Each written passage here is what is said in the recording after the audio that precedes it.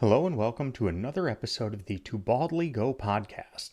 Thank you for joining us on our mission to explore strange new worlds, to seek out new life and new civilizations, to baldly go where so many have gone before.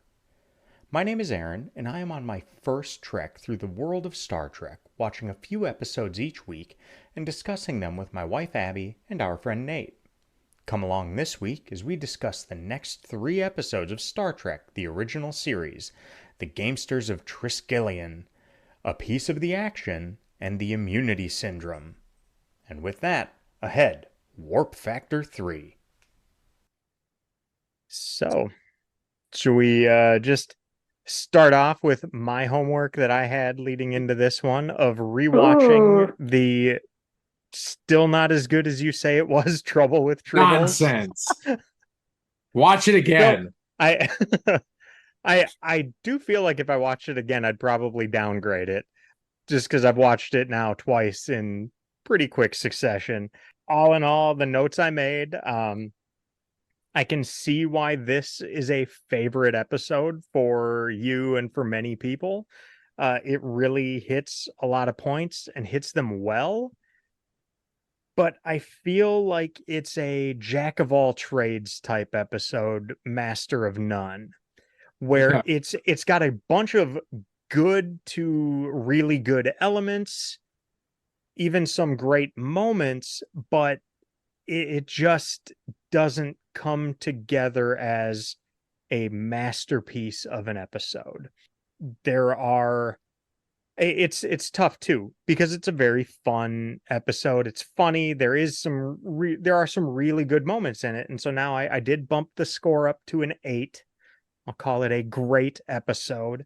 But I still felt like even knowing how it all ties together, I felt like the episode was very disconnected throughout and just kind of slammed together right at the end. Yeah, I thought there was really good writing in it. There was very good lines, very clever, funny, entirely enjoyable. But I just can't. It's not best episode we've seen.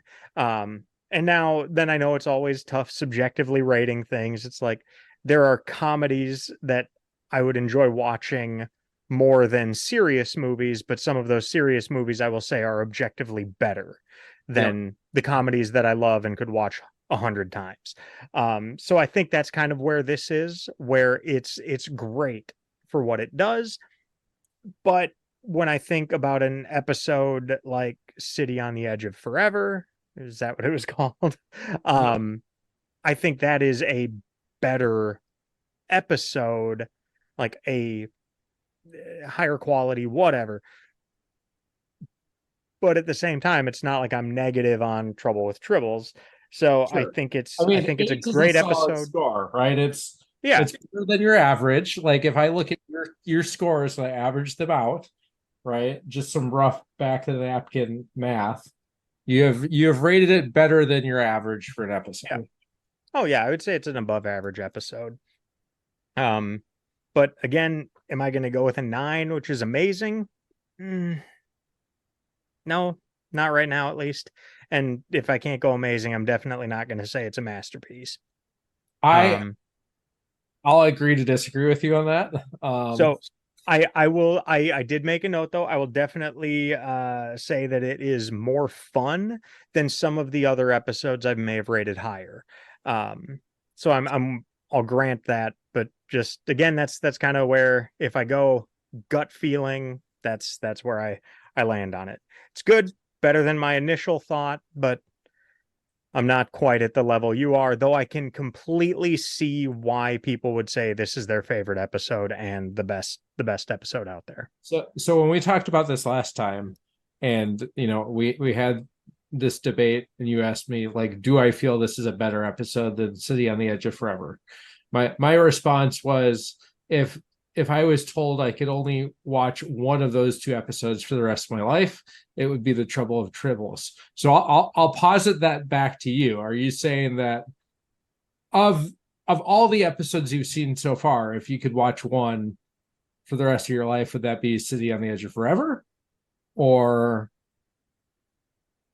I think if I was going to go back and rewatch one of these two episodes and then I was told I could never watch another episode, I would probably go to City on the Edge of Forever. I thought that was a spectacular episode. And while this one was fun, I thought that was a better episode if I could only watch one more. okay. Now, that's a different question than you have to watch one of these episodes every single day for the rest of your life, which that would be a really weird I proposition. wouldn't want to watch any of these. I would right? say I wouldn't want to do that. I think no matter how good any of it is, after a while it'd be like, it's like eating the same food every single day, all day, every day. Like, Yeah. at some point you're gonna get tired of whatever that is. But it was a great episode. It is very fun, and I can fully appreciate how people can be wrong by thinking it's the best episode ever. And I can fully appreciate how someone can be wrong by not agreeing with me on that one. I mean, Abbie agrees with me, so I guess we know who the better friend is. So Aaron actually hit the nail on the head with what he was saying there and why he's grading it differently from us. And thinking about the shows and the movies that you watch, Aaron, you do put heavier weight into shows that are dramatic. You like the Thinkers, the Billions versus, I mean, not to say you don't appreciate the comedies, but if given a choice between a comedy and a true drama that's well done and you can really sink your teeth into, you gravitate toward those dramas. So I can 100% agree why the frivolity of Tribbles was a little like, that's the show to watch before you fall asleep, not the show to watch when you're sitting down to watch it. So just from how you typically view shows, that makes sense why you rated it that way now. Yeah, I think The Sopranos is a better show than Parks and Rec while they're completely different. But I've rewatched Parks and Rec so many times. So I would think, yeah, it's kind of that ballpark where I would say one is I mean, they're entirely different. And you're trying to apply the same scale to both, which is difficult. But yeah, that's kind of how it is. I can say, yes, one is maybe, I guess, subjectively better, but the other is more fun. Yep. Okay. And we don't watch TV to have fun. No, it's a serious Clearly. All right. So that was revisiting my rewatch of that episode from last time. Great episode. It was fun. I'm sure I'll watch it again, and probably I could see that being one that you like more each time you see it, as long as you're not watching it every single day by force. But yeah, very fun episode, and better than the next episode that we watched. That's a great lead-in. The Gamesters of Triskelion. Yep. I think I watched this one a little over a week ago, so I'm not as it's not one that really stuck with me a ton, other than on the whole, I felt like we saw this in season 1 and it was called The Arena. And I liked The Arena better, which also is reflected in the scores that I gave. Yeah. That's pretty much it. I felt like almost the entire episode is basically, we've seen this before, and it was done better last time. There were some good moments in it.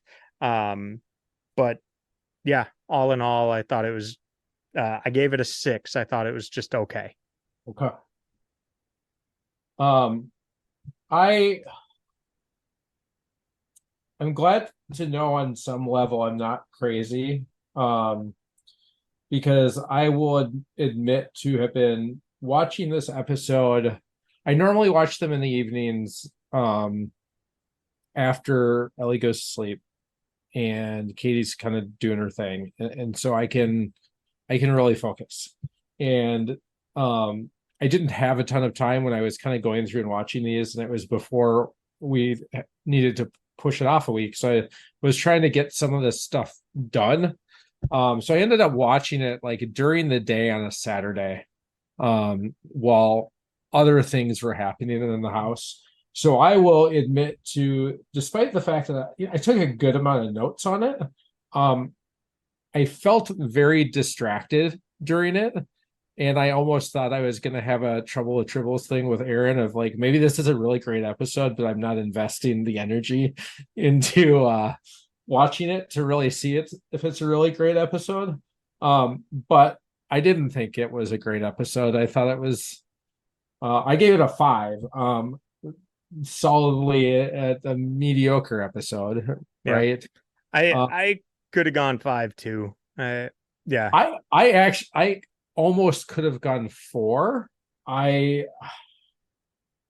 don't know. I mean, I'm reading over my notes and kind of trying to recall the episode a little bit, and I think it says something that I'm struggling to even like remember the finer details of it beyond kind of the beginning and the end, right? The middle is a little and I think it had some of the cringy moments in there that Abbie loves so much, to the point where, I mean, there was one scene where I was actually like really uncomfortable, and I'm not sure what they were trying to convey during this episode or this part of the episode, but I know what it seemed like to me, and wasn't great. Uhura? Yeah. Yeah, definitely a little rapey there. Yeah. So trigger warning on that for anyone. Did she get sexually assaulted in her cell by her trainer dude? Like, is that what had happened? definitely, he definitely tried. I don't know how far he got, but she's holding like this pot over her head. Clearly he's about to, has been beating him with it, and he's essentially refastening his outfit when he leaves or whatnot. So it's like there's a definite like yuck on that. But so I looked at this episode a little bit different than you folks. I did not think it was a great episode as far as watchability, desirability to watch it. I'm not saying I enjoyed it by any means. I really honestly disliked it, but I can definitely understand what they were doing. So obviously the slavery parallels in there. Obviously you've got very strategic casting that went to the planet for the away mission. They didn't have the threesome, white men down there. They made sure whoever was part of that, they got the Russian on there doing it. So I think they were very much trying to mirror that and try to play into that. And then obviously that, assault like that happened, during those times and things like that. So I think they were really just trying to be, ironically, as close to historically accurate for their point as possible. Which can I just say that Russell Crowe did it better? I mean, if we're gonna make Gladiator, like, I mean, that's what this episode was to me, was like a really poor rendition of Gladiator. I realized that Gladiator, came out many years after the fact, but it's. I mean, you want to talk about a 10? I'm not going to argue that point. That's Aaron's favorite movie, by the way. I knew you really liked it. I didn't know it was your favorite movie. But I don't know exactly where it stands, but it's way up there. It's so good. Yeah, holds up too. Phenomenal movie. It's probably 22 years old, 23 years old now. It's got to be the peak of Russell Crowe's career, right? I mean, so going back to this one though, I did rate it a 4, which is kind of unfortunate because it wasn't for the lack of Gladiator being better like you guys have it for. Mine was for, they had such a serious topic. I get what they were trying to do with it, but then they still had to go about it in such like an awkward fashion. And then couple that with it just being a genuinely like unwelcome topic, where it was like kind of going back to Aaron's thing, like you can watch things that are more serious topics that don't make you feel good if it's well done, or you can watch poorly done comedy and kind of get away with it. You can't do both. Yeah. And so I kind of feel like that's what happened on this one, where they had a really serious topic, but they had really nasty, just terrible dialogue on it. Where, just horrible, where it's just eye rolling bad. Like, for example, her line, "Please help me again." Like, I'm sorry. I feel like whoever's listening to this can hear the eye rolls from all three of us through the podcast. Yep. So, I mean, there's just some really weird ones. And I don't necessarily agree with Kirk's decision that the whole purpose of human race is love. I feel like that's really that's all. That's it. Yeah. out of everything in humanity that we're about. It's just love. I get that's an important thing, I but think it's a major part of it. that's Like, I agree, but like that's is it it. the only thing? So No. right. So I had some struggles with that. So, they tried to take a really good theme and like understanding, and they definitely played off on the if you don't know, you don't know. Like if you don't know it can be better, you don't know it can be better, even though inherently you kind of know, but you just don't know how far. So I Yeah. think those are very truthful pieces to it. But then they just went weird with it. And I'm like, uh. So yeah, and then that sexual assault scene. That was actually really hard to watch. I mean, we're talking it's 2023, and I had a hard time watching that. I'm like, how far are they gonna take this? I did not remember this watching this before. And I kind of like I paused what I was doing to look at the TV very directly, like, how far? I will say this is one of those episodes that I did continue when I was watching it. I kept going, how is this still on? It seemed to last forever. So in this episode, I was just looking at some of the details around it, not the trivia, but so it was written by a woman named Margaret Arman, and this is the first episode of hers that we've watched. She does, I think, just one more later in this season. And the director is James Comack, who we also have not seen before. And I don't think we see again. So that might be maybe a little bit of why, we think of this episode more as a failure in, how it was written, how it was executed. Maybe this was a pairing that they just never, it didn't work out and they pivoted away from it, right? It'd be interesting to see, because the next episode that we have by this same writer is the third episode of season 3. If we have similar feelings about it when we get to that episode, like, is it just the episode itself? Is it how it was directed? Is it how it was written? Is it a combination of things? Like, what does that look like? And then that director we never see again. That is it. So kind of interesting. I did have a few lines I thought were pretty interesting in this one.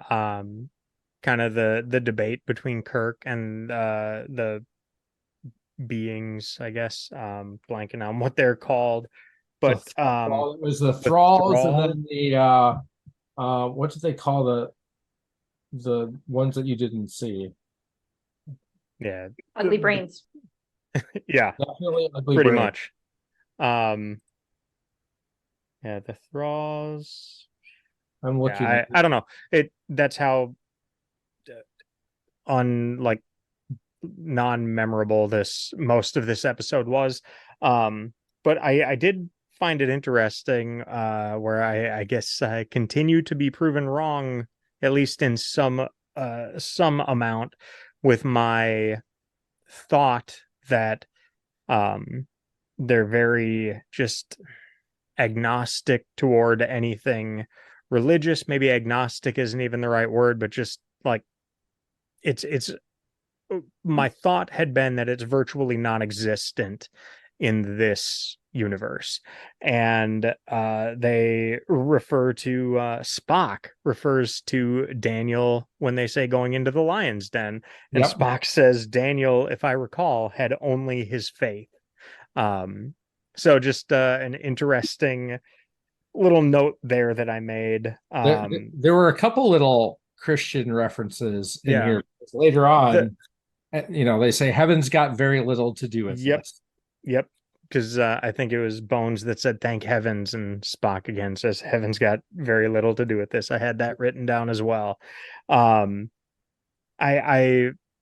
thought I did like some of the conversation about like purpose and that, and when they said that this is the only thing which furnishes us with purpose, and Kirk is like, well, that's a terrible purpose and unworthy of your intellect. And they say, well, they basically say, well, we only use dummies, so Like, we use inferior beings, is what they said. So it's like, you're below us, so we're okay doing this. So I thought that was Is that just, like again, doing an dog interesting fighting line. or cockfighting or something along those Right. lines? Or slavery. I mean, And Like, wasn't that, too, isn't but that like yeah. the primary argument behind any, like any anthropology class? They'll tell you that's the first step before like genocide is you Yeah. have to devalue or dehumanize the people group. Otherwise, we won't hurt ourselves, but we'll hurt Right. someone else if we say it's not the same as us. Yeah. I had a couple of things on here where oh. I was like, this is weird. Oh, keep going, Aaron. Oh, no, I just had Thought you were one more line I liked on there when Kirk is basically saying like your terms are completely unfair, and they're just like they're extremely fair because the alternative is death. Um I found that a kind of funny, interesting line because it was just so matter of fact. Like, you can complain about fairness all you want, but if you don't accept this, we're going to kill you. So, not that that's a good stance for them or good for any of the characters, but I don't know. I just like the matter of factness of like, it's about as fair as you can get in this scenario.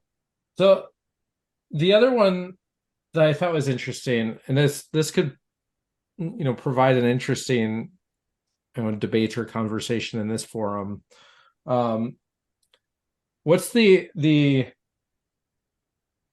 what are the moral issues behind at the end them killing slaves in order to free themselves and the rest of the slaves? I wrote that down. I thought that was really that might have Interesting. been the only thing that saved me from a 4 because I thought it was an interesting argument of we'll play the game and yes, we're going to lose a few but we're going to save more. But that's such an interesting thing to kind of dissect and look at, right? They kind of put the Enterprise crew in a unwinnable situation in that regard. Do you just go with it and accept it, or do you try to do something more knowing that you're going to harm the people you're trying to save, but in the long run theoretically save the rest of them? Well, and take a step further, would he have killed them if the deal was just for his crew to leave? That's a great point too. So how far does that line pull? If I'm doing it for their benefit, can I kill them? Or if it's only for my benefit, am I allowed to? I'm really, because I think I have a thought on that, but I'm kind of curious to hear from you two. Do you think Kirk would have done the same thing if it was just to save the 3 of them rather than everyone? We haven't seen Kirk pause before, really, on it's in self-defense, killing people. So I don't think he'd hesitate personally, but it's different. This is the first time we've actually seen it kind of premeditated like that. So I don't know. Aaron, what do you think? I get honestly, at this point of the episode, I was caught up on 2 things. I was basically like, okay, this is the arena. We've already seen this. And then that I almost stopped like thinking critically about the episode after that, because I was like, okay, so now he has to fight for his and his crew's lives, and he's got to kill somebody else who's fighting for theirs. Okay, there you go. Seen it before. All right, moving on. They're gonna somehow get away. Okay. And then the other thing that's kind of stupid and has nothing to do with that part of the conversation, but where I really lost, like, they lost me, and it almost makes me want to drop this down to a 5. And since you two rated it so lowly, I think I can be persuaded. I'm actually going to drop this down to just being mediocre, because as you're having this conversation about some deep thing that happened at the end, literally the only thing I was thinking about at the end was a line from one of them saying, "Captain, you will defend. Thralls must stay in the blue area. You will take the yellow. Touching an opposing color deprives a contestant of 1 weapon. An opponent must be killed to be removed from the game, and if only wounded, he is replaced by a fresh thrall." Immediately, Kirk hops from one yellow section to another yellow section and steps on the goddamn blue. And he does it the entire time. To step on the blue the entire fight. Yeah. and it lost me at that point, and Okay. I can now be convinced that this is at best a 5. I have changed it to a 5. Because that literally took me out of the episode. I was just like, it there are clear delineations here. It should be easy, but maybe again, smaller TVs, people maybe not looking at things as critically. They may have not cared, they may have not noticed. Yep. But even watching this Color? on my phone, Color versus non. I mean, this was in color, right? Originally, Yeah, Yes, everything it was everything was Even- broadcast in color. But was but- it muted? even Phones weren't even muted watching this on my phone though, I was just like, oh god, they just didn't give a shit when they when they were like choreographing this scene. And it's fine, but it took me out of it at that point, because that's like the biggest thing that stuck with me from this episode, was that he immediately jumped across and like half of his foot ended on the blue, and I was like, oh, and he didn't lose a weapon. Okay, I get it. Yep. I wrote that too. Don't touch green. Then he repeatedly and consistently does so, is one of my notes. I missed that entirely, and but again, like I said, distracted throughout the episode, so I can, I'll justify that. And a mediocre episode didn't captivate your attention for a full 50 minutes. Yep, pretty much. Okay. I will say I agree with Abbie on my original question of would he have done the same thing if it was just to rescue the 3 of them? I don't think anything changes. No. At all. So I 100% believe that he would have done all the exact same things to rescue him, Chekhov, and Uhura as he would have to rescue everyone, right? Yeah. But I think that's our Kirk captain, right? That goes for our Kirk But does personality. that not go against the needs of the many outweigh the needs of the few or the one? But he's going the needs of his I understand. crew, and he's our military captain, right? As much as he doesn't want to be, he's our military captain. For sure. Where we are in a triage behind. situation. My first priority is to take care of my people under my command, my soldiers. And so if that means attack first to defend because I've got a reason to, he will. Let's fire on that random cloud that's coming at us, all that. So he's never demonstrated a concern with that, and he always seems to be the one he's the captain. I wouldn't be afraid the ship is going to blow up because he chose to hold the doors open too long. He's the one who will close those doors. People will be stuck in the room, but the rest of the ship survives. So that's, I think, kind of what I'm looking at when it comes to this with him. It's the same kind of concept. He's looking at it as a numbers game, and his people have a higher priority number. Agreed. So stupid things on this one I didn't like. I just thought were inconsistent. Like, they're questioning Spock and why he's bringing him across the galaxy essentially to try to find him, right, versus searching. And very un-Spock-like character, instead of just saying, well, hey, there was this signal from, this trinary system. We're going to go investigate. It's not naturally made. He doesn't say that until like the people who've been calling him on it, like, dude, where are we going? Why are you working on a hunch? And then he has to be dramatic about it and be like, I assume you want to mutiny. Yeah. And like, what? And I had written down, like, right before he said that, it's like, wow, this is like a borderline mutiny happening on the ship. And then he calls it out. But I feel like we've talked about this before, though. And it's like, a good leader explains the things that they can to their people to help build that comfort, so they don't feel like they're even close to that.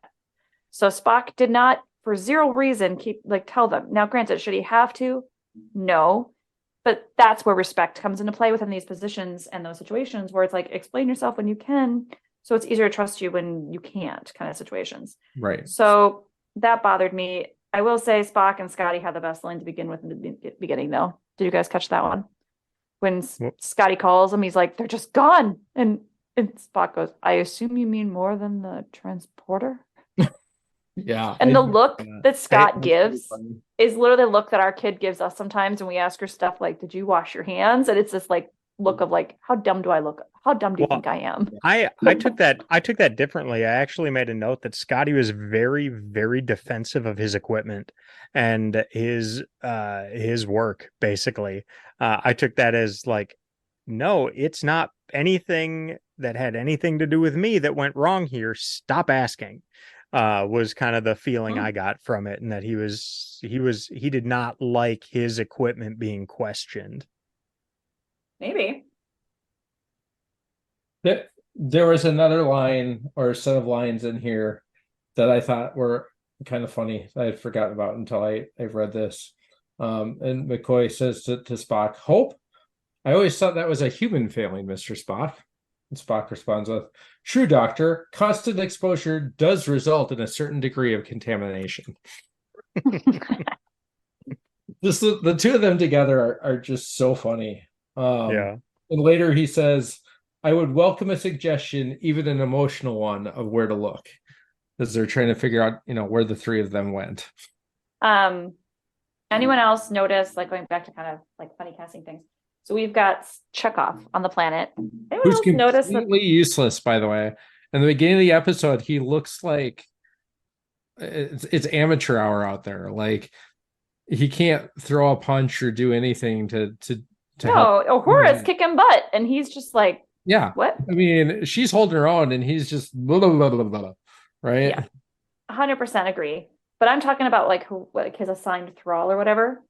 She is the same color as his uniform. Did anyone else catch that? And then she was kind of like this like Russian accented mega lady. It was just like, I feel like that's funny because I feel like that's kind of like a stereotype at that time, wasn't it? So it was like they totally played up what they thought would be his kind of type, maybe for a Russian stereotype. I don't know. I thought it was funny. They made me crack up when I saw who his person was versus obviously Kirk's versus whatever. Yeah, I mean, Kirk's was very, Kirk. the right person for Kirk. Like, let's be honest. Kirk likes his blondes. McCoy likes his brunettes. Yep. Mm-hmm. Well, we've learned that Spock likes his blondes too from previous episodes. So, just saying. Except for his whiff is brunette. Yep. Well, I've never seen a blonde Vulcan. Just gonna throw that out there. You can't have the fair-skinned Scandinavian on Vulcan. There's too many suns. Yep, you can't. I will never be a Vulcan. I don't know that I have anything left to talk about on this episode. I don't think I do. We've sufficiently talked about a sufficiently mediocre episode. Which brings us to a better episode, in my opinion. Episode 17, A Piece of the Action, which I felt like this episode got better as it went on. I actually enjoyed the episode quite a bit. Though there were a couple things that for me downgraded a little bit, where I get what they were doing, but it just got a bit old.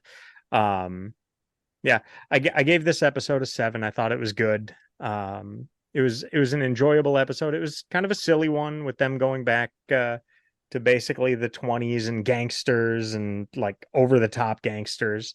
But yeah, my initial thought was I thought this was a good enough episode. Good enough. That's our solid ranking scale now. It was better than okay, not great. So yeah, good enough. That's fair. Abbie, what did you? Yeah. I thought it was boring. I struggled with it. There was nothing that really captivated me, right? Because it was like the same storyline over and over and over and over again, where it's like, hey, we're gangsters. We're going to shoot you up. And then, hey, we're gangsters. We're going to shoot you up. Hey, we're all gangsters. Now, there were funny parts to this, but I mean, and then I love William Shatner did a great job all of a sudden getting into the character of it. I found that extremely entertaining towards the end. But for the most part, I was just like, hey, it's like a really poorly done, like Dick Tracy. is what it reminded me of. So I didn't particularly enjoy it. I didn't think it had much of a plot. I just nothing did. And it kind of goes back to the same concept of the Prime Directive was around for a reason. Well, This is what happens. this wasn't a Prime Directive issue. They were fixing a mistake from the Horizon. It was a They Prime didn't do it, but the Directive Horizon committed the Prime But, Directive issue. but Well, yeah, the Horizon maybe. had done it prior to the Prime Directive. They were trying to fix what the Horizon done in an effort to restore. I wasn't blaming the Enterprise. I was saying that this is a good example of why the Mhm. Prime Directive is Yeah. around, because Yeah. you can have an entire planet be ridiculous. Well, and then they You know? joked about how Bones messed that up at the end by leaving his communicator there, Yeah. potentially. You wouldn't want to go back and get that or anything. No. What I Abbie, what lo- did you give it for a score? I kind of nothinged it. I mean, I didn't hate it. It was boring. I thought it lasted for a long time. I guess I'll give it a 5. Just, you like were if it was looking away. on, My I'd be like, prediction was 4. I saw the fingers go up. I'm like, oh, how close is this going to be? Huh? yeah. I mean, it's not. I mean, I could be convinced to call it a 4, but at the same time, it's kind of like I don't have anything, or I'm like cringy on it, or things where I'm like I disliked this part of the episode.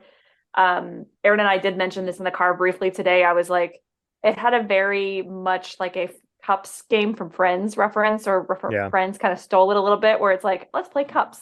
Yeah.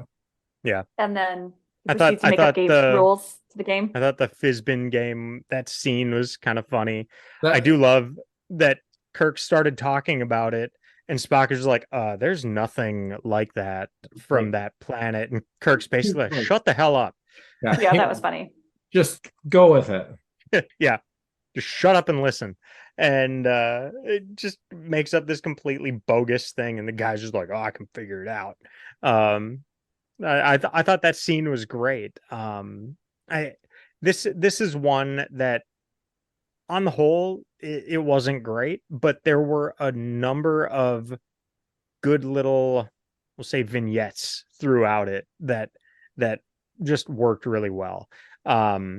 Though it got a bit drawn out, the scene of Kirk driving Spock, I thought that was pretty funny. And his inability. Spock's line was good afterwards. Yeah, where he Captain, said, "You got a lot of you're a great starship commander, but as a taxi driver, you leave much to be desired." Yeah, that was. But then later on, when Kirk says, "Oh, you're afraid of cars," and he says, "No, it's your driving that alarms me." I thought there was a lot of great banter in the episode. Ironically, Abbie, the thing you said you did like in the episode is kind of what detracted from it by the end for me was Kirk's, I called it Kirk's 20s talk, just got too much and too drawn out. I was like, okay, tone this down a little bit and it would have been better. I could have, if not for that, I could have called this almost an 8, because I found it to be just a fun episode. I should just stop watching these because you and I have like such drastically different opinions on every single one of these episodes. So clearly we're watching Star Trek for a completely different purpose. It's just weird. And that's part of what I think is great about the show. People can watch it for different reasons. Going back to the beginning of everything, I'm trying to understand what it is that people like and seeing plenty in there that I actually enjoy myself, not just being detached while watching it. Like I truly have been enjoying the series, even if some of the episodes are not as great. And by everything Nate has said, we're coming up on a season of not great episodes. I don't honestly remember a single episode going from 3, and that going back just one moment here to the prior episode. I was looking at a little bit of trivia, and apparently it was during the filming of the Gamesters of Triskelion that they announced the series had been canceled. So they were canceled while filming that episode, and then the letter writing campaign took off and they obviously got renewed. But yeah, I thought the 20s talk got a bit more irritating as the episode progressed because it got more and more over the top.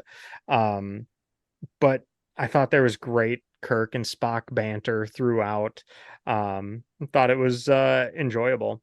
Yeah, So that's kind of where I fell. Not a ton that really sticks out about the episode. It's one that I could easily see never watching again and being just fine with that. But yeah, I mean, even little lines that and I have no idea why I thought it worked in this episode, and some of these very similar feeling lines have just fallen flat in others. But like when Scotty is talking to the guy and he's just like, be careful or you'll be wearing concrete galoshes. And the guy looks at him like, what? Oh, do you mean concrete overshoes? And it was something just so dumb. But Scotty's look was like, yes. And I that made me laugh. So yeah. yep. Not great. I thought it was good. It's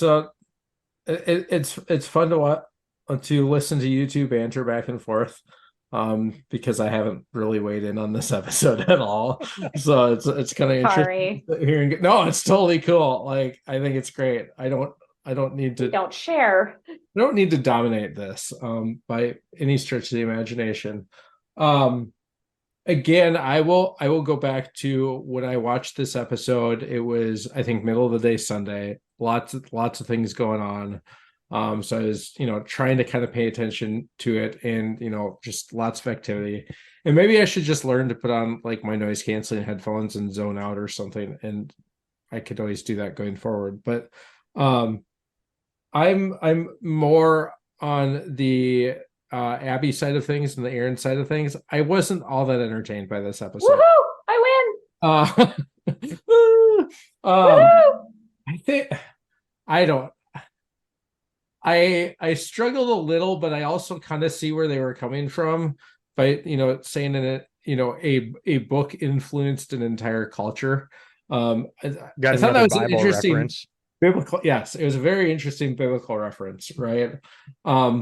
Now that one could argue that there's a whole lot more content within the Bible to influence a culture than there is in a list of mobs and mob hits from the 20s. Yeah, like a 200-page novel or whatever was left behind. I mean, well, and did it provide actual details on how to make machine guns and what they actually looked like, and their functionality and stuff? Right? Yeah. So I understood what they were driving towards there. It just didn't really connect for me. In the 20s dialogue was just kind of over the top for me from the start. It definitely got worse as the episode went on. I did laugh by the end of it, though, when Kirk started referring to the Federation as the Feds, which I thought was like a really kind of cool connection there. That definitely is something that would be said. But I don't know. I mean, I thought that the natives on the planet were kind of too smart for their own good there, when presented with a technology and intellect that was hundreds of years past theirs, and they were still able to go toe to toe with everyone. I don't know, it felt kind of flat to me. I gave it a 5 as well. I didn't enjoy it that much. I did not take that many notes. I'm discovering, like, almost half of what I normally do. And you kind of saw every twist and turn as it came. I don't know, it bugged me. So here's a question. If you are an intelligent society, you may not be warp capable yet or anything like that, but you have a book that says on the book it's Gangsters of the 1920s.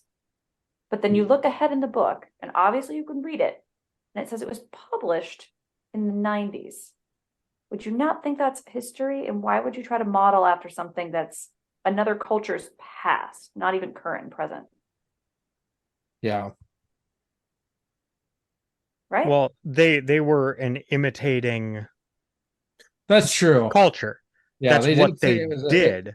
yeah. They also left behind like a guide to radios, like old radios. So they had the radio, which then kind of the way my mind went in watching this is thinking, okay, we're imagining like putting it in today's terms.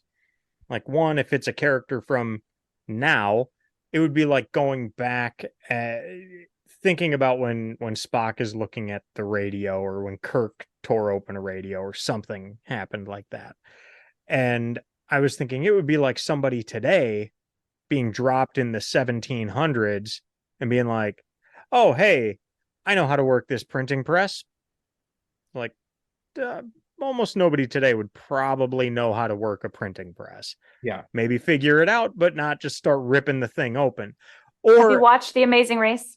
Pretty sure I could yeah, print something they right now. they had instructions. They didn't just do it because they knew. Just But saying. then in the alternative, I was thinking, okay, so this is in the 60s and they're looking back to this pseudo 20s range. So then I was thinking, let's take somebody from today. Let's take one of our kids, send them back to 1982 and say, here's a rotary telephone. Yeah. What do you do? And they, unless they had that little toy as a kid, they may have no idea what to do. They're just like, these aren't buttons, you know? Okay, forget rotary So, telephone. We can just do the biscuit cans and give it to Gen Z. You guys know what I'm talking about, right? oh yeah. Like where you know this, Nate, where you like pull the tab and the biscuits pop and they give that pop, because you Or pull you the hit it tab or on you the smack corner. them on the counter. Yep. Yeah, Gen Z apparently can't figure out how to open those up. And Okay. there's like YouTube videos So- of them trying to unbox them and be like, why cannot these be more convenient? When you use the can opener on, I have to put my fingers and like fish them out. I've They're seen can that opener video, these but things. it wasn't Gen Z. It was somebody our age. Like, Oh, there's plenty of like Gen Zers like So- super confused by it. But yeah. but just that idea for me and where I ended up kind of going down the mental rabbit hole of thinking through stuff with this episode was like, okay, they're going back 300 plus years and are just experts in this technology. And I get that the technological advancement from 1920 to the 20s to the 60s is less than from the 80s to today. But in terms of thinking back, like going back X number of years, like in the City on the Edge of Forever, in an episode, if that were being done today, that episode would be going back to like 1993. And so thinking, okay, going back to the 80s or something, the technological differences between then and now are massive. And even going back now, much less 300 years in the future, people would have no idea how to use that technology, even though it's less advanced than what we have today. So that's some of the stuff I ended up thinking about in this episode that I don't know, I just found interesting as I was thinking through it. Although along those lines, I did like when McCoy asks Spock, like, now, how are you with this primitive radio equipment? And Spock's like, oh, it's really simple. It's got this, and I just do this, and the Enterprise should answer. And he turns on the radio, and he's just like, fascinating. And McCoy says, and very simple. I liked that banter. I thought there was a lot of good Spock and Bones banter in this episode, which I enjoyed, and led to me having a higher rating than you guys. Not a great episode by any means, and really I don't feel like I have that much more to say on it, even though we had more to talk about on a worse episode. But yeah, I guess you guys ranked that one about the same. I did give it the exact same score. But yeah, I liked Kirk's bluff in the game Fizbin, which apparently, in looking at a little bit of trivia, all of the rules, he was just ad-libbing, improving, and his pauses were genuine, like, and then you get the Kronk. And so yeah, kind of so I don't really have anything else on this one. So ready to move on to the last episode of Yeah, this I mean, week. we haven't done trivia for really either one of those episodes. I mean, I know, Abby, that's usually your area. Is there anything interesting? I haven't looked it up. I didn't find the episode that interesting. So This was the that's on me. first and only time Spock used the Vulcan nerve pinch on a woman Oh, before turning on the radio. there you go. Apparently, I missed this. Kirk calls McCoy Sawbones instead of just Bones. It's the only time that happens. I missed that entirely. They did this one of the many parallel Earth plots to save money and not need to make alien sets, costumes, and makeup. So this was a let's play it on the cheap episode. I did notice in the previous one they reused the prison from Cat's Paw, where they had everybody chained to the wall. They just painted it a lighter color. So cost savings there. Yeah. Ooh, we had our first site-to-site transport being used. Oh. And this is let's see, this says the only time in the original series in which the Enterprise's phasers are used to stun and not kill, destroy, or damage. How did we feel about that? To stun, but don't necessarily use them. How do we feel about that? What's the alternative? They kill them? No, I'm just talking about the whole idea that you can take a ship that's that powerful and somehow turn down their super special laser beams enough that you're just going to stun. No, they used them on the phasers. No, they came up behind them and they shot them. There was a scene where the Enterprise shoots the phasers into the street and stuns everybody. Mm-hmm. Oh, yeah. Oh, you're saying why didn't they use that in space? Because I don't think a stun setting would go through shields. No, I'm saying, do we think that's realistic, right? Is that something that a ship that's that overpowered could really, turn the power down so much? You talk about turning up to 11, they're turning it down to like 0.001. And all I hear is you talking shit about Scotty's abilities to control that ship. So I was gonna say, good luck, Nate. Yep. I just thought that. That's literally what I was going to say was I'm not going to take any other that ship stand. has that capacity. No, because they don't have Scotty. With Scotty, right. I bet with all things can be possible. Nate hates Scotty. No, I love Scotty, but I can still make fun of him. And Scotty's a war veteran, so he hates war veterans. Yep. That's the next logical. All right, so moving on, please. This is terrible. I admittedly was halfway through this next episode, and then my phone decided it was requiring a start. Did it, Aaron? It was just like, and you're done. Yep.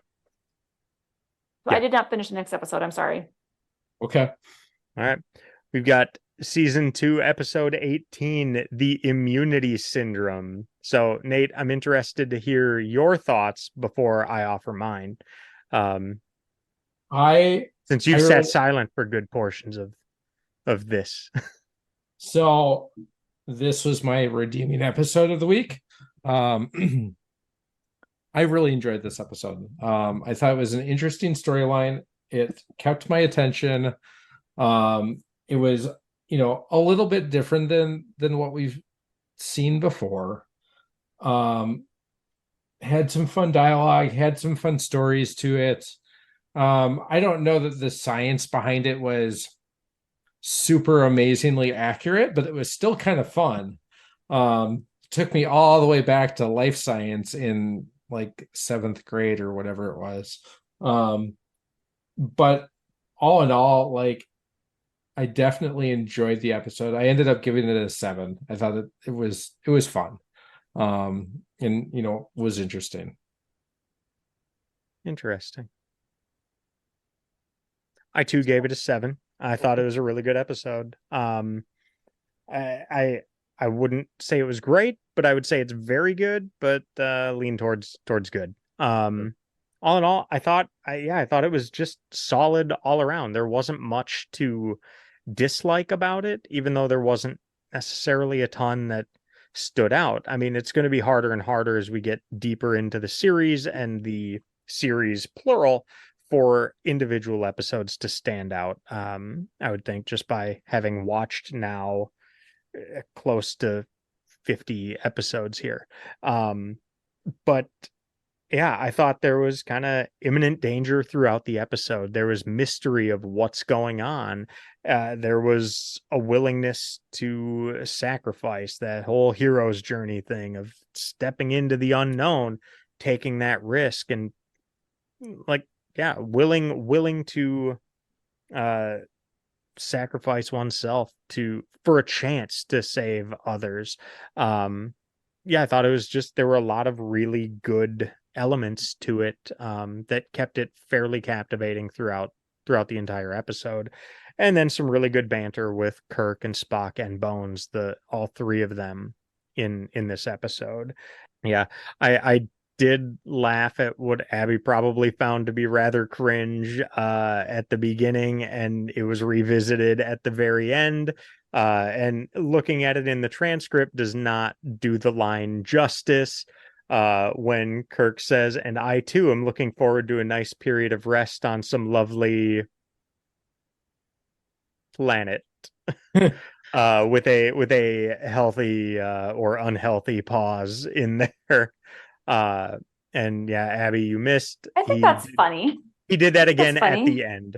I thought it was very funny. I mean, it was fairly tame considering some of the Kirk things we've seen in the series. Yeah, but I thought that was funny. The pause was just the right length, that it hit that funny level where you're just like, oh yeah, Kirk's being kind of a creeper, but not over the top.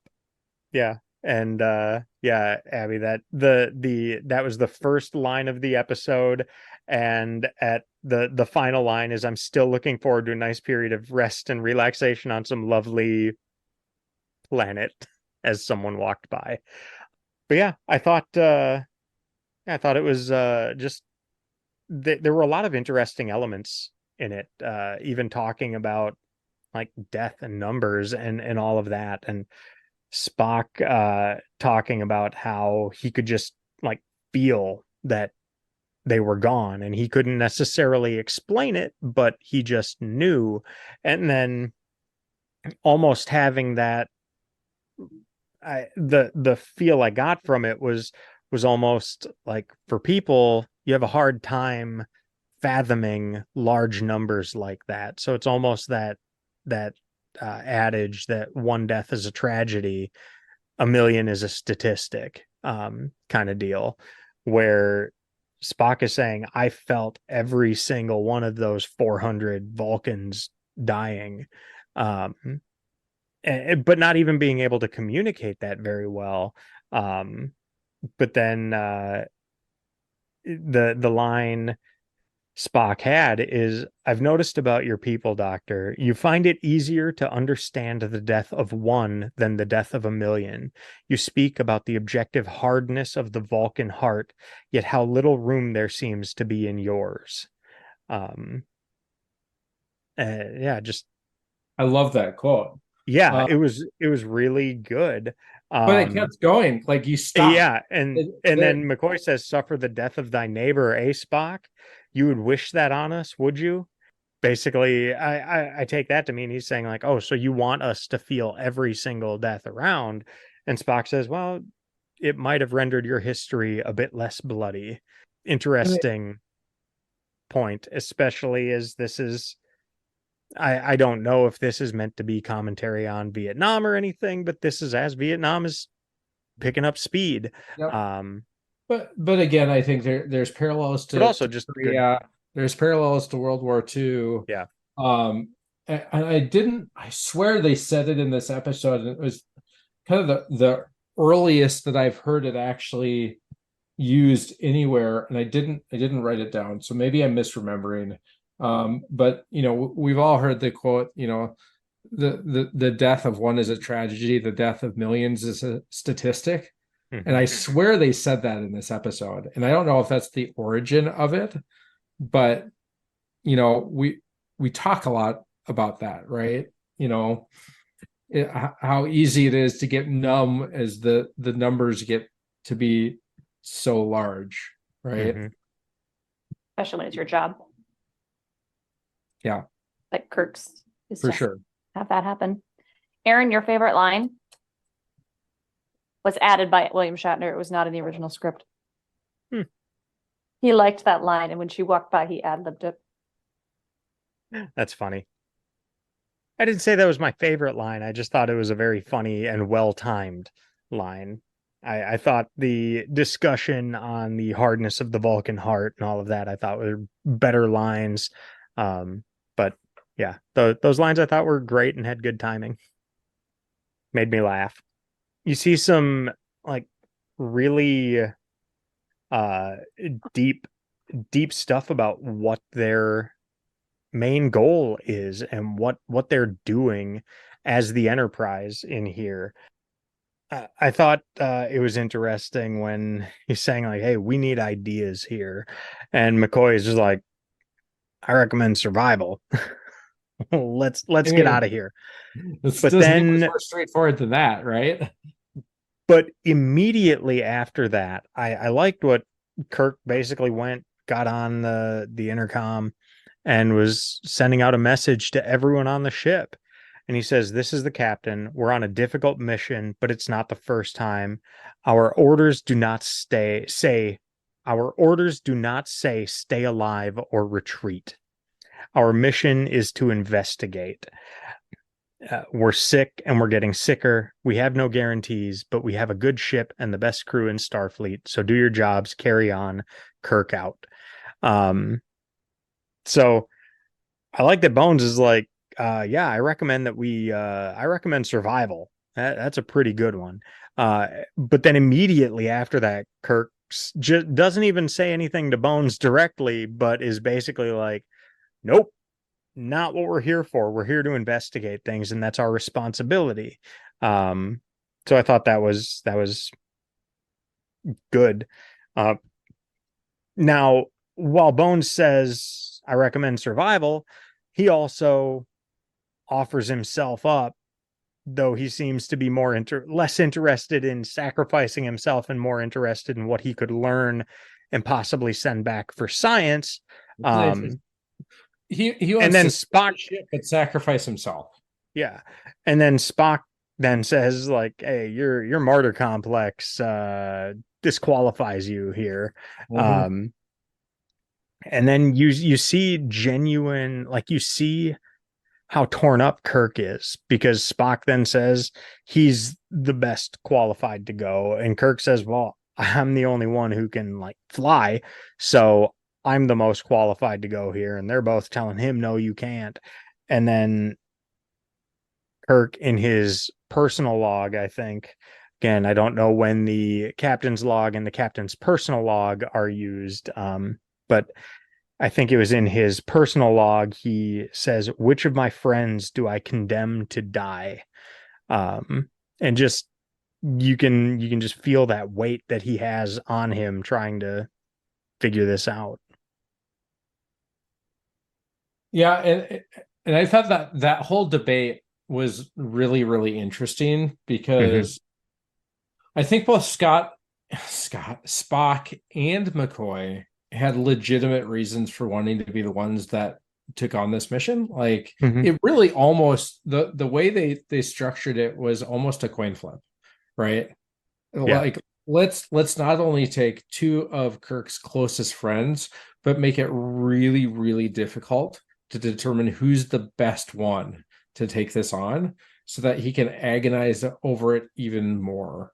And I really, really enjoyed that aspect of the story. I agree.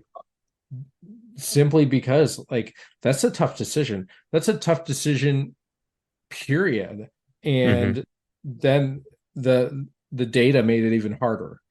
So I think, at the end, it kind of makes sense that, Spock is the one to go. But it really, like, I could have coin flipped that one to determine who Kirk was going to pick. Now, with that, was Spock just talking shit, or was he serious when he went through that barrier and got all thrown around in the shuttlecraft? And he says, "Oh, and Dr. McCoy, you would not have survived it." And McCoy says, "You want to bet?" So Yeah, I think like, that's a little bit, Spock's way of talking shit, right? yeah. So And you get a little more of that later on too. When McCoy says, "Shut up, Spock, we're rescuing you," and Spock's saying, Don't risk the ship on my behalf. Like, get out of here while you can." And McCoy, "Shut up, Spock, we're rescuing you." And Spock says, "Why, thank you, Captain McCoy." yeah, that was really funny.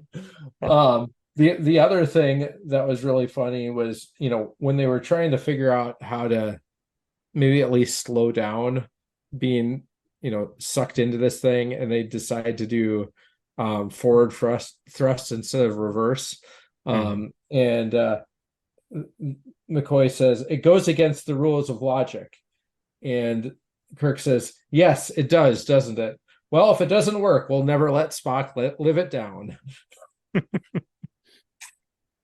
It's like, okay, yeah, that's pretty funny.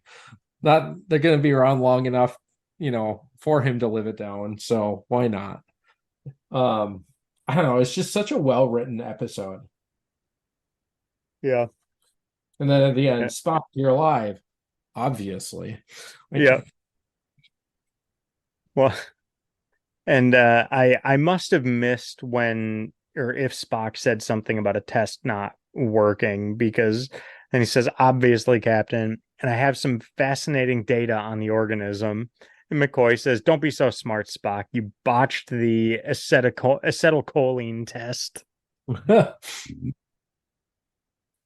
Yeah, just So really they are just going at it the entire time. But yeah, you can see those glimpses though about how much they Bones and Spock actually care for each other. Yeah, I mean, it's easy to look at that on the surface and be like, "Oh, well, they clearly hate each other." If you're not really paying attention, or if you're only getting like little bits and pieces rather than watching the whole show.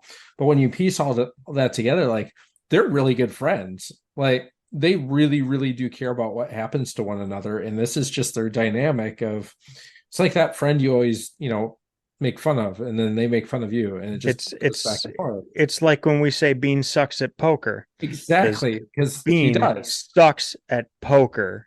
Bean sucks That at should poker. be the name of this episode and every episode. Bean sucks at poker. We say that because he sucks at poker, but also because we love him. Yep. And I'm sorry, that is the name of this episode. I don't even like, it has to be the name of this episode just because of that. I'll let him know that our Star Trek podcast has an episode called Bean Sucks at Poker. You'll love that. No, you just tell him you named an episode after him. You don't tell him which one or what the title is, and you let him figure it out. That's fair. I did have like a 13-year-old moment where there's a line that just made me giggle a little too much because it was completely inappropriate, and I think it was meant to be that way. But at one point Spock says, "The area of penetration will no doubt be sensitive," and I just giggled like a 13-year-old because it was really funny. Like, okay. Did he go on and talk about what his duty would be?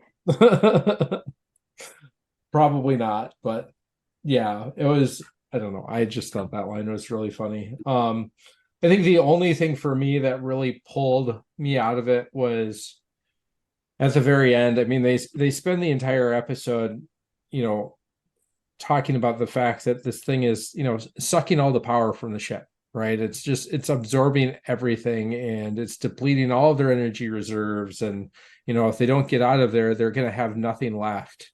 And then, they figure out how to beat it, how to kill this thing by, effectively pretending to be a virus.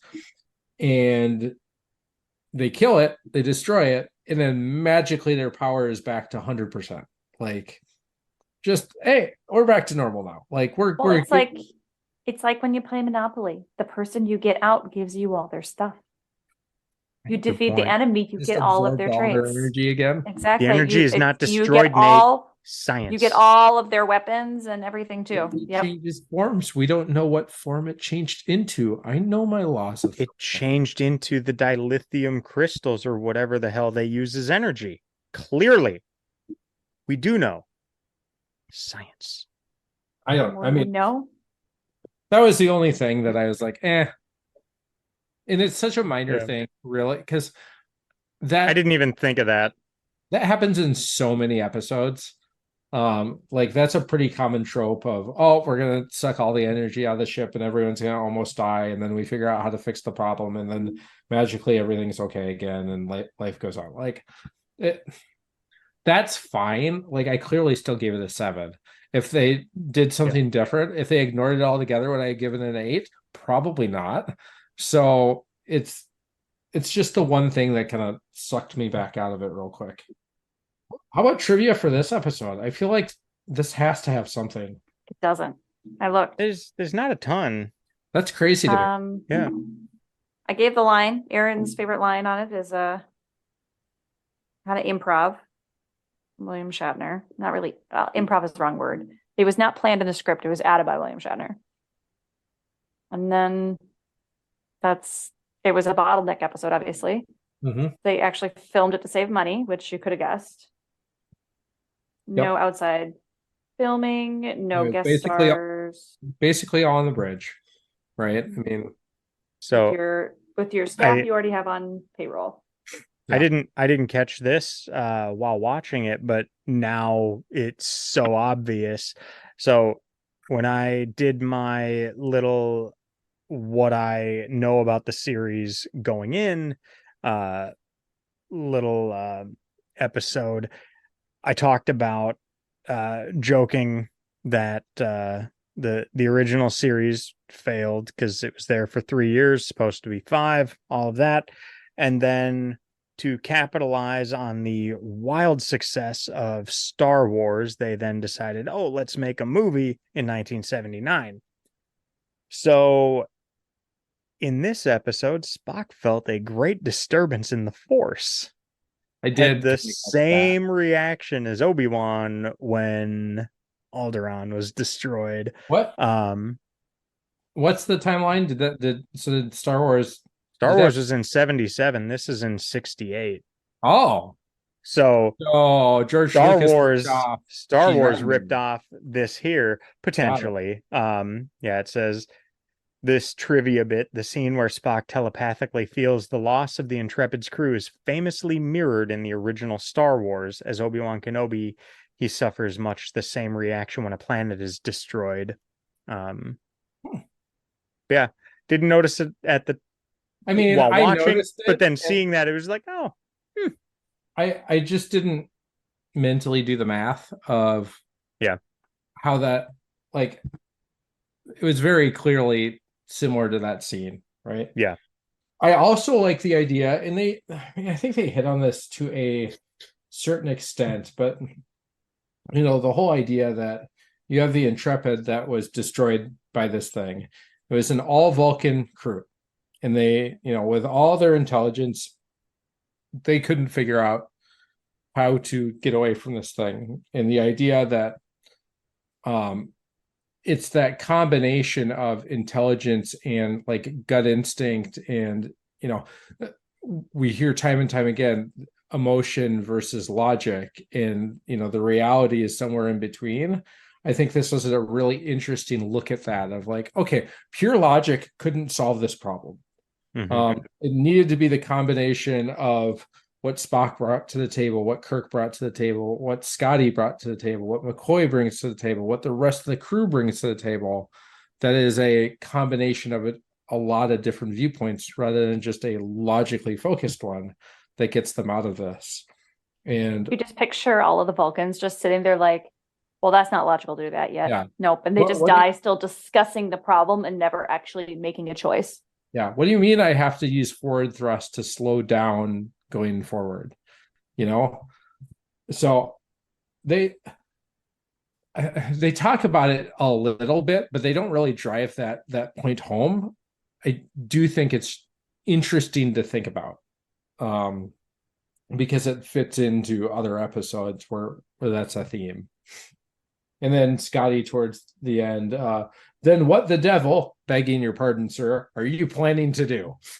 It's like I'm gonna curse out the captain, kind of. I don't have anything else on this one, really. I'm with you. I enjoyed the episode. I thought it was really good. Abbie, I don't think I got a rating from you. I didn't watch the whole thing. Do you want me to rate it? No. I was gonna say if she watched I half was- of You it, want she'll to give a finish half it and then rating. tell us next week? I can. Yes, I was going to tell you. I'm leaning more towards like a 6 or 7 based on remembering it in the past, having seen it. What if And I but- leave it as a 6 for now, and you can Sure. say next week if you're revising it? Sure. Okay. Well, there you go. After last week's peer pressure from Nate, I revisited The Trouble with Tribbles. Upon further review, it was better than my initial thoughts. But the best episode yet? Hardly. Maybe if I was in a different mood, or approaching the show in a different way. I can still see why it is such a well-received episode. It was really good. Great, even. I'll agree with Nate. It was a fun episode. So how do we rate these episodes? Why are we watching them? We enjoy entertainment, probably with the goal of being entertained. Did The Trouble with Tribbles entertain? Certainly. Was it fun? Yes. Was The Hangover a fun, entertaining movie? Absolutely. I've seen it probably 24 times. Was Schindler's List? But which movie is better? Subjective scoring is great. It leads to fun conversations, debate, discussions, arguments. For me, these discussions complement my experiences watching the episodes. Even the bad episodes are enjoyable because we can come together and rip on them, or argue about them when Nate and Abbie are wrong. I don't know. In the end, I can appreciate why people love that episode. But I go back to my initial reason for doing all of this, to learn why people love this show and try to understand why it has the staying power that it has had over the decades. The episodes I rated higher than The Trouble with Tribbles had more substance to them. They're maybe not as fun, but there's something about them that transcends mere fun, which is why those episodes, like The City on the Edge of Forever or Space Seed, strike me as superior. I've said before that if Star Trek was simply spaceships and aliens and nothing more, that I don't think it would have experienced the same staying power. It would not be such a cultural establishment. The Trouble with Tribbles feels more like a Spaceships and Aliens episode than something with more substance, and I think that's what my score reflects. With that said, Spaceships and Aliens episodes can be an awful lot of fun, which The Trouble with Tribbles was. Alright, with that, I want to thank you, as always, for joining us on this ongoing mission to explore the universe of Star Trek. If you're watching along with us, next week we will be discussing the next 3 episodes of the original series, Season 2. A Private Little War, Return to Tomorrow, and Patterns of Force. As always, if you like what we're doing here, having some fun, enjoying our substantive Star Trek talk, please subscribe and leave us a rating and a review.